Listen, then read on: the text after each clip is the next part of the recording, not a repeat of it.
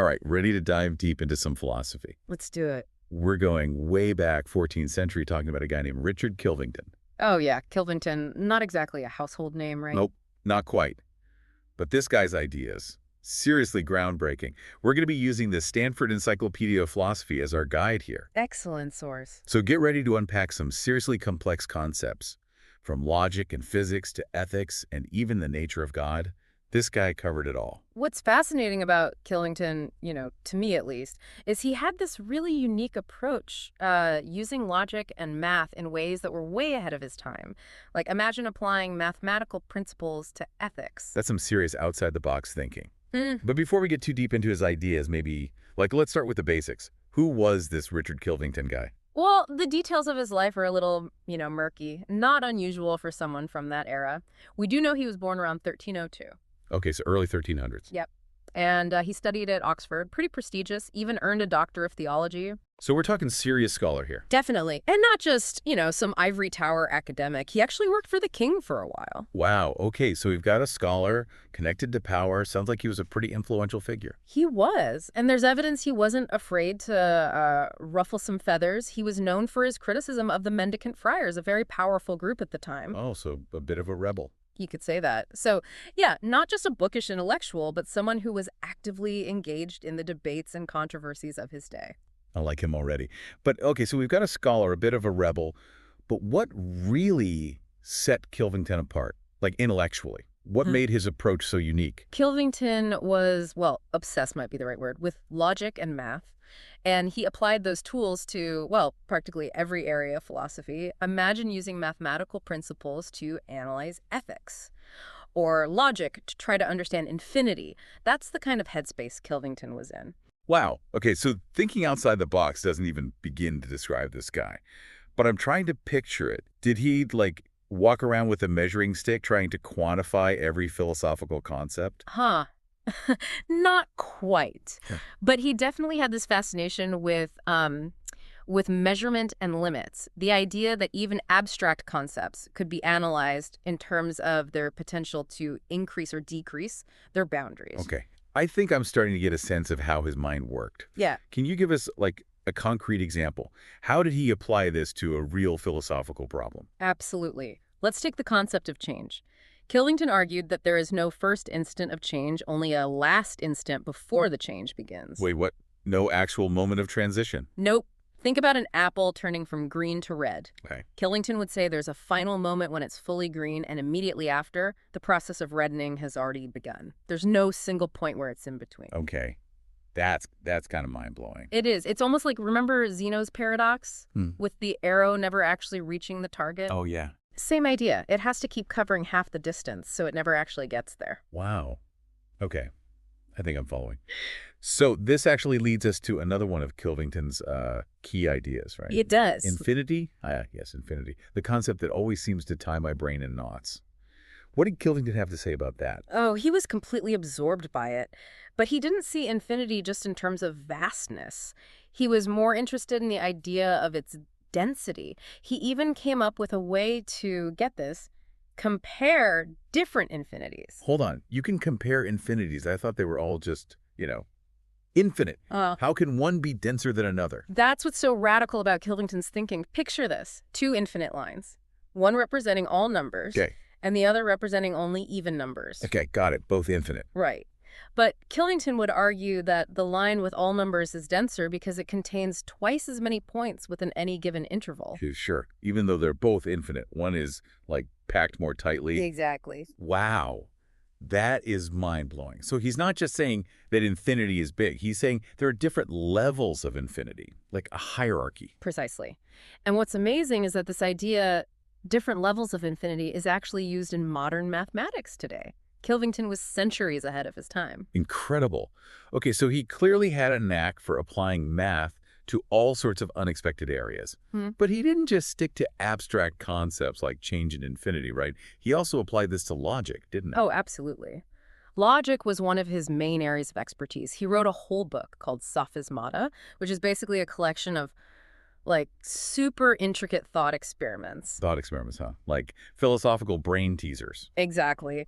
So in one of his most famous ones, he imagines this scenario where Socrates suddenly turns white. Obviously, that's physically impossible, Right. but Kilvington wasn't concerned with whether it could happen in reality. He was using it to test the limits of logic. It's like asking what happens to our logical systems when we apply them to impossible situations. So he was really pushing the boundaries of logic, using these thought experiments to see where the cracks might appear. Almost like he was playing a game with it, trying to like outsmart it. Exactly. And it wasn't just a game. His work in Sophismata actually had a huge impact on the development of logic.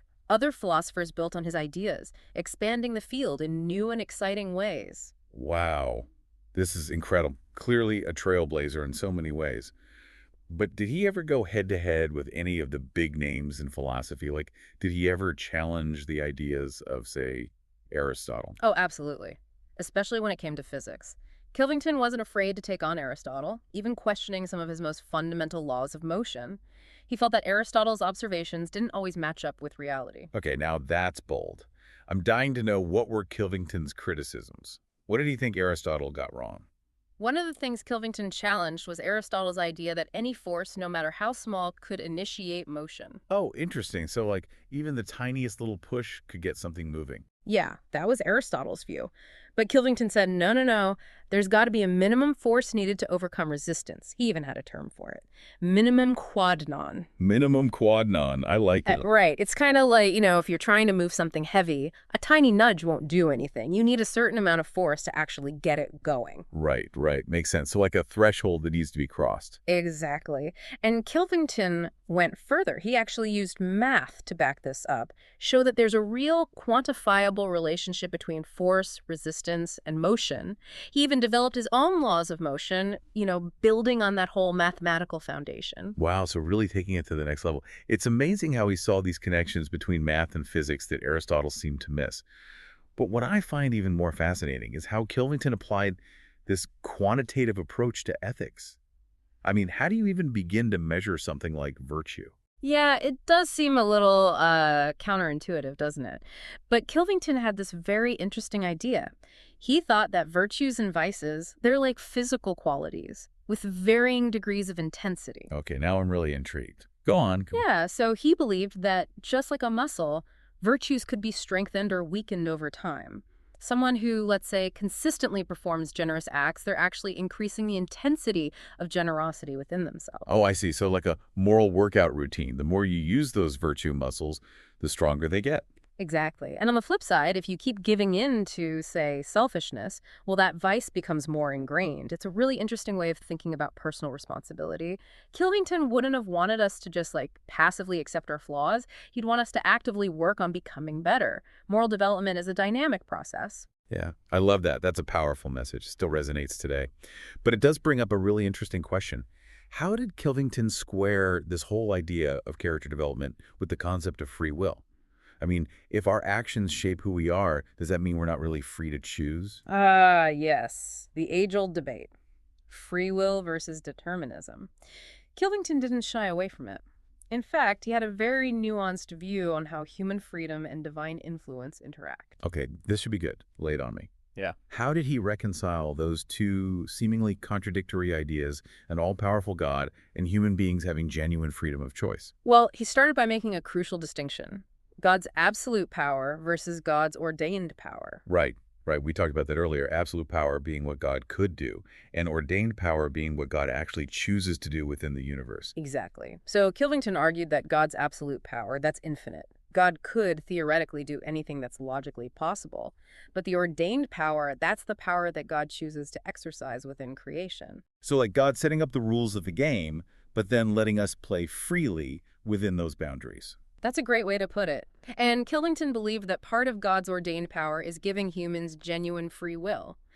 We have the capacity to make real choices, even though those choices happen within the context of this divinely created universe. Okay, I'm following so far. But what about the whole issue of divine foreknowledge? If God already knows everything that's going to happen, doesn't that undermine our freedom? It's like, how can our choices really matter if God's already seen the movie, knows how it ends? That's the million-dollar question, right? This is where Kilvington's ideas about future contingents get really interesting. Remember, he said that events are contingent because God knows them to be so. It's not the other way around. Wait, so God's knowledge isn't just passive observation, it's actually like an active force that shapes the possibilities of what might happen. Precisely. Kilvington believed that our choices are truly free, but God's knowledge of those choices exists simultaneously with our freedom. Okay, so it's not that God's foreknowledge determines our choices. It's more like our choices and God's knowledge of them are both happening in this eternal present. Exactly. It's a complex idea, but it's Kilvington's way of trying to reconcile those seemingly opposite concepts, free will and divine omniscience. He saw God's knowledge as like woven into the fabric of reality, not something imposed from the outside. Whoa, that is heavy stuff. But it makes sense in a way. If God is truly outside of time, then past, present, and future, it's all kind of happening at once from God's perspective. It's just our limited human understanding that makes it seem linear. Right. Kilvington was really challenging us to stretch our minds when it comes to time and causality. Absolutely. Now, we can't talk about a 14th century philosopher, especially one who went deep on free will, without talking about predestination. What was Killington's take on that? Well, he was very careful to distinguish between predestination and reprobation. He believed that God does predestine some for salvation, but that doesn't mean God actively chooses to condemn others. So he's rejecting that whole idea of double predestination, where God's already decided who's saved and who's damned, no matter what they do. Exactly. Killington believed God offers salvation to everyone. It's up to each individual to freely choose whether or not to accept it. But wouldn't that contradict God's omniscience? If God already knows who will choose salvation and who won't, isn't the outcome already set? Killington would say, no, God's knowledge doesn't force our hand. He believed that God knows what each person will choose, but that doesn't take away the realness of their choice. Mm-hmm. So it's like knowing that someone will choose chocolate cake doesn't mean you made them choose it. Perfect analogy. They still have the freedom to choose vanilla if they wanted to. Right, right. Okay, I see what you're saying. So God's predestination, according to Kilvington, it's based on God's knowledge of our free choices, not some predetermined decree that overrides them. Exactly. And this really fits with his emphasis on human free will. He saw it as a gift from God. And he believed God wants us to use that gift responsibly, to make choices that lead us towards goodness and ultimately towards salvation. It's a really hopeful message, even when talking about some pretty, heavy theological topics. It is. It reminds us that we actually have a role to play in our own spiritual destinies. It brings us back to that idea of personal responsibility we were talking about. Mm-hmm. Killington's theology isn't about just passively accepting whatever's going to happen. It's about actively choosing to follow the path toward God, knowing that we have the freedom to make that choice. It's about embracing our agency, aligning ourselves with the good. That's beautifully put, and it really highlights Kilvington's belief in the power of human beings to make real, meaningful choices. Even when discussing huge concepts like predestination, he never lost sight of that human element. Absolutely. And it's a reminder that philosophy, even when it's dealing with these really complex theological debates, it can still be deeply relevant to our lives. It can help us make sense of our place in the universe and ultimately empower us to live more thoughtfully and intentionally. So well said. And as we move into the final part of our exploration, it's important to remember that Kilvington wasn't developing these ideas in isolation. He was part of a vibrant, intellectual community, engaging with other brilliant minds who are wrestling with the same questions. Right. Those interactions shaped his thinking for sure. So let's talk about Kilvington's intellectual context. Who were the major influences that helped to shape his perspective? Let's delve deeper into his relationship with Duns Scotus and William of Ockham. Okay, so we're back for the final part of our deep dive into Richard Kilvington. We've covered so much ground. Logic, physics, ethics, theology. It's been a wild ride. Yeah, really fascinating stuff. As we wrap things up here, I think it's worth considering his broader impact. We talked about how he drew from guys like Duns Scotus and William of Ockham, right? But did Kilvington's work influence anyone else? Did he spark anything? Yeah, did his ideas light any philosophical fires, leave a mark on the landscape? Oh, absolutely. Especially his Sophismata and his writings on physics. They had a huge impact on the next generation of what they call the Oxford calculators. Thinkers like William Hadebury, John Dumbleton, Roger Swineshead. They took his ideas and ran with them, really pushed that whole mathematical approach to philosophy even further. Wow, so he was kind of like the intellectual godfather to these other thinkers. You could say that Kilvington's willingness to, challenge the big names like Aristotle, his emphasis on being super precise with logic, and his innovative use of math, it all paved the way for a whole new era of philosophical inquiry. A real pioneer. It's amazing how his ideas rippled outward, not just impacting his immediate circle, but shaping the whole conversation for centuries. Yeah, speaks to the power of ideas, right? Even now, centuries later, Kilvington's work is still making us think, challenging us to, question our own assumptions and explore new ways of looking at those big philosophical questions. Which brings me to my last question. Why should we, here in the 21st century, care about a 14th century philosopher wrestling with stuff that seems pretty far removed from our daily lives? What makes Killington relevant to us today? It's a great question. I think the answer is this.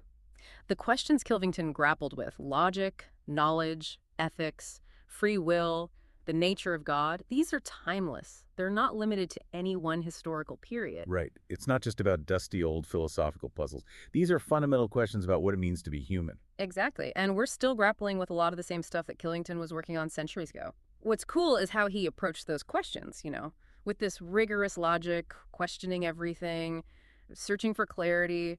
It's a great model for how we can engage with those big ideas. He reminds us that we shouldn't be afraid of tough questions. Use every tool we've got, logic, reason, imagination, even math, to make sense of the world. And even if we don't find all the answers, just wrestling with these questions, it can lead us to a deeper understanding of ourselves and the universe. I love that. So it's not just about the specific conclusions Kilvington reached. It's about that spirit of inquiry. Exactly. His legacy isn't just in what he figured out, but in how he went about it.